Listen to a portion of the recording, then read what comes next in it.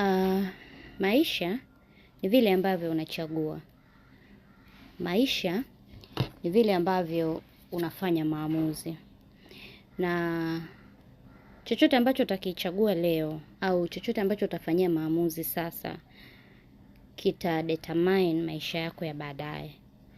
Ndio maana unashauriwa sana uwe makini sana kwenye kila jambo ambalo unalifanyia maamuzi.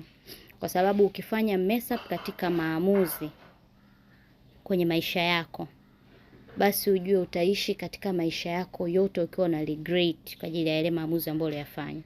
Ndio maana unaambiwa be wise. Kutumia sana akili, kuwa na hekima unapofanya maamuzi. Sasa watu wengi huwa wanafanya maamuzi kwa kuangalia hapa.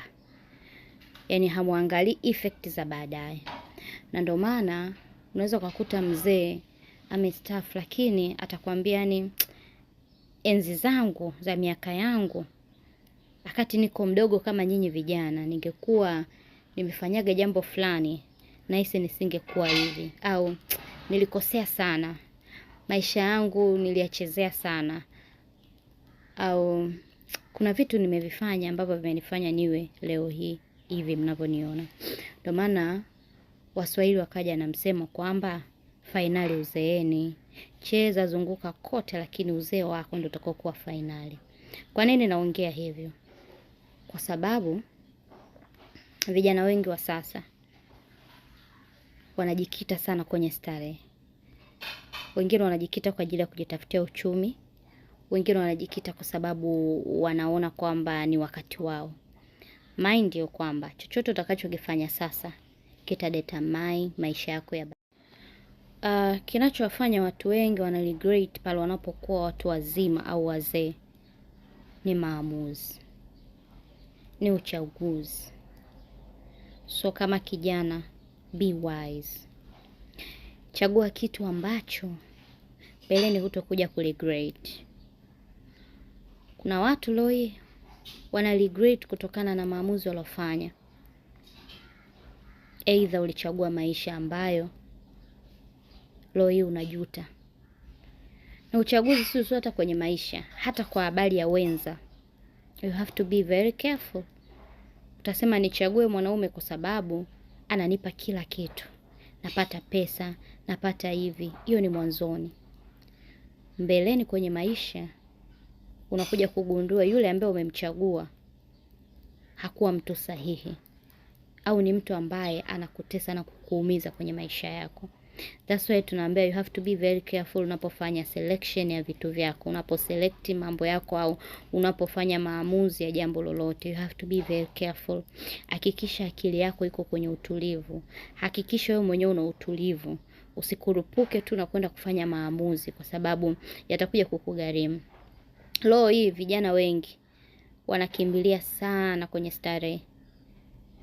Wanaenjoy starehe ya muda mfupi pasipo kujua kwamba hii starehe inaenda kuharibu destiny zao za maisha mpaka wanapoingia kaburini. Utaenjoy kweli starehe ya muda mfupi kwa sasa, na labda na wanaume unaozunguka nao, wanawake, au unavuta mabangi, unafanya vitu vya ovyo, lakini jua kwamba vinaenda kugharimu destiny yako kwa ujumla. Kwa kama kijana, epuka. Kama vitu havina umuhimu sana kwenye maisha yako, sio lazima uvikimbilie. Sio lazima ufanye maamuzi ambayo hayana umuhimu sana kwenye maisha yako, na don't rush. So kama kijana, don't rush to make decision. Kwa nini naongea na vijana? Kwa sababu sisi ndio tuna muda mzuri wa kuitengeneza kesho yetu. Ndio tuna muda mzuri wa kutengeneza future yetu. Ndio maana ni mbaya sana kwa kijana kukimbilia kufanya maamuzi, kwa sababu amuzi lolote au maamuzi utakayofanya right now yatadetermine future yako. So ukifanya wrong choice, ukifanya maamuzi mabaya, ukifanya chaguo baya, litaenda kukugharimu katika maisha yako yote. Be wise kwenye kumake decision. Usifanye decision zako ukiwa kwenye happiness sana. Usifanye decision zako ukiwa kwenye sad moment. Hakikisha unafanya decision zako ukiwa uko normal. Hakikisha haurush kwenye hayo maamuzi yako, kwa sababu yatakugharimu. Na usifanye maamuzi ambayo hayaangalii mbele.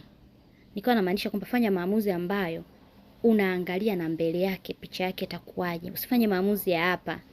Ametoka rafiki yako anakuambia tu, si ujana tu, kwa nini tusishie bangi? Kwa nini usiende kuenjoy have fun? Tembea tu na wanawake. Ni wakati, kwa sababu pia kuna msemo kwamba ukiwa kijana zulula vizuri, alafu ukiamua kutulia ndo uolewe au uoe. Linda hatima yako kama kijana, na hatima utailinda ni katika maamuzi. Hatima yako inalinda kwanza katika maamuzi. Unaamua nini kwa ajili ya hatima ya kesho yako? Unaamua nini kwa ajili ya maisha yako? Starehe za muda mfupi zisije zikaharibu destiny yako. Starehe ya muda mfupi sije ikaharibu hatima yako ya maisha. Mfano, hebu tumchukulie Yusufu. Yusufu alikuwa kijakazi katika nyumba ya mfalme, na mwanamke wa mfalme alikuwa anataka kulala naye yule. Hebu niwakumbushe story moja kutoka kwenye Biblia, story ya Yusufu na mke wa mfalme. Mke wa mfalme alipata tamaa kwa sababu hakumpenda Yusufu. Alipata tamaa ya Yusufu. Na Yusufu alikuwa ni mjakazi katika nyumba ya mfalme. Imagine kama Yusufu angelala na yule mama. What will happen? Do you think kwa position aliyokuwa nayo Yusufu angeweza kusurvive kwa mfalme? Kwa agano lile la kale, kitu gani kingemkuta Yusufu? Kwa kuna baadhi ya decision unaweza ukafanya zikagharimu maisha yako. Lakini Yusufu alifanya uamuzi sahihi. Alimkataa yule mwanamke kulala naye. Japokuwa mwanamke alisingizia na namna gani, lakini at the end of the day ukweli uligunduliwa. Na Yusufu akawa huru na akaweza kukamilisha au kufulfill ile destiny yake. Akaenda kuwa waziri mkuu. What if Yusufu angeshawishika na tamaa za ulimwengu, na kipindi kile alikuwa ni kijana mdogo? Tusingekuwa na historia nzuri ya Yusufu. Inawezekana tungesikia tu Yusufu alizaliwa, akateswa na ndugu zake, akauzwa, akadondoka nyumba ya mfalme, akakuta mwanamke wa mfalme, akapigwa mawe, akafa. Same apply to your life. Starehe za muda mfupi zisikuharibie maisha yako. Sijui umekutana na kijana sui nini ukakimbilia ukalala naye, and what for? Utapata magonjwa. Utalala na wanaume wangapi? Utatembea na wadada wangapi? Watakusaidia nini kwenye safari yako ya maendeleo ya maisha yako ya destiny yako? So you have to be wise. Vijana, kuweni wise. Usiwe cheap kwa ajili ya maisha yako kwa sababu ya vitu.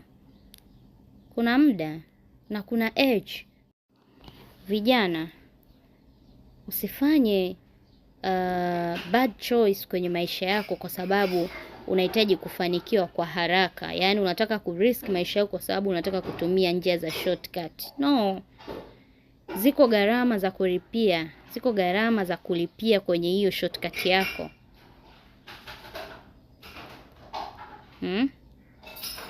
Leo hii mtu anakubali anaenda kufanya biashara za kujiuza, biashara za madawa, biashara naenda yeye mwenyewe sio anafanya vitu gani ili aweze kuwa pale ambapo anapata mani au. Lakini mwisho wa siku ni majuto yake, maisha yake yote. Mtu anaishi kwa regret mpaka anakoma. Unaharibu future yako kwa sababu ya tamaa ya muda mfupi. Unatembea na wanaume unavyotaka. Nasema nipate hela, nitengeneze uchumi wangu. Kesho yako umeifikiria? Hatakupa ukimwi, hatakupa magonjwa mengine. What about cancer, shingo ya kizazi? You have to be wise. Unapofanya maamuzi ya maisha yako lazima uangalie na future impact. Impact yake ikoje huko mbeleni? Madhara yake yakoje huko mbeleni? Kwa sababu of course utapata hizo mali zako unazotaka about over short period of time. Then mbeleni madhara yake yakoje? Kuna watu walipitia mambo machafu kwa ajili ya kutengeneza maisha yao, na mpaka kesho wanaishi na hiyo taswira na haijaiondoka. Ni kweli utakuwa umebadilika, lakini kwenye vichwa vya watu bado taswira hiyo ipo.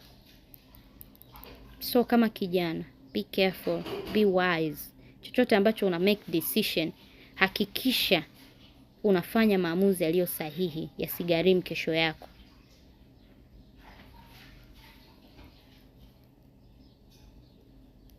Kilio kipo